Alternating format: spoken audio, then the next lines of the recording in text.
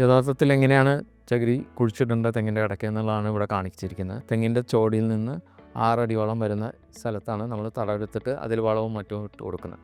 അപ്പോൾ അതിന് പുറത്തായിരിക്കണം ചകിരി കുഴിച്ചിടാനായിട്ടുള്ള തടം എടുക്കേണ്ടത്. കാരണം എന്താണെന്ന് വെച്ച് കഴിഞ്ഞാൽ ഈ ചകിരി 4-5 വർഷം എടുക്കും ഡീകമ്പോസ് ചെയ്ത് അല്ലെങ്കിൽ ചീഞ്ഞ് വളമായി മാറാനായിട്ട്. ഇതിന് പുറമെ 2 വരി തെങ്ങിൻ്റെ ഇടയിൽ നടുവിലായിട്ട് ഒരു ട്രഞ്ച് വീഴിയിട്ടും നമുക്ക് ചാലി കോരിയിട്ടും ചകിരി കുഴിച്ചിടാനായിട്ട് സാധിക്കും.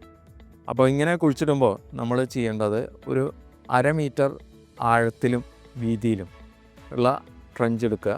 ആ ട്രഞ്ചിൽ ചകിരി ഇതുപോലെ അതിൻ്റെ കുഴിഞ്ഞ ഭാഗം മുകളിലോട്ടാക്കി വരുന്ന വിധത്തിൽ അടക്കി വയ്ക്കുക. പെയ്യുന്ന മഴവെള്ളം മൊത്തം ചകിരി ആ വെള്ളം വലിച്ചെടുക്കുകയും ചെയ്യും. ഒരു വരിക്ക് പുറത്ത് നമുക്ക് വേണമെങ്കിൽ ഒരു വരി കൂടി വയ്ക്കാവുന്നതാണ്. എന്നിട്ട് നമ്മൾ മണ്ണിട്ട് ഇത് മൂടുകയാണ് ചെയ്യുന്നത്.